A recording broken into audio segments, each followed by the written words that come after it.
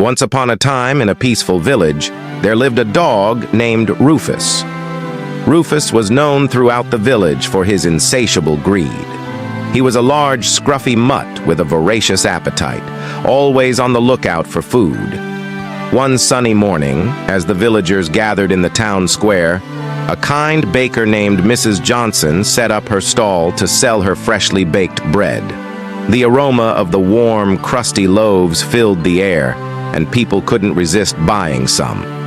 Rufus, of course, couldn't resist either.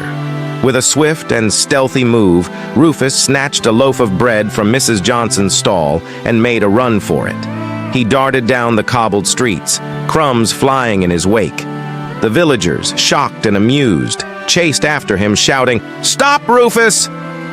Rufus, fueled by his greed, didn't heed their calls.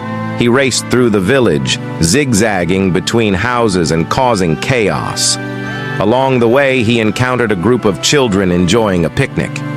Rufus couldn't resist the temptation and stole their sandwiches too, much to the children's dismay.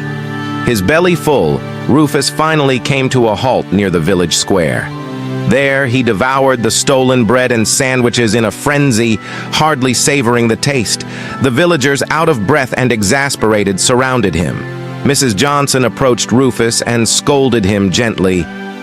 "Rufus, your greed has caused so much trouble today. It's time to learn a lesson." The villagers agreed, and together they decided to teach Rufus a valuable lesson. They collected some treats and fed them to Rufus. He realized that sharing was much more rewarding than greedily snatching things. From that day on, Rufus changed his ways, becoming a much-loved and generous dog in the village. The moral of the story is that greed can lead to trouble. But with a little lesson and some kindness, even the greediest can change their ways.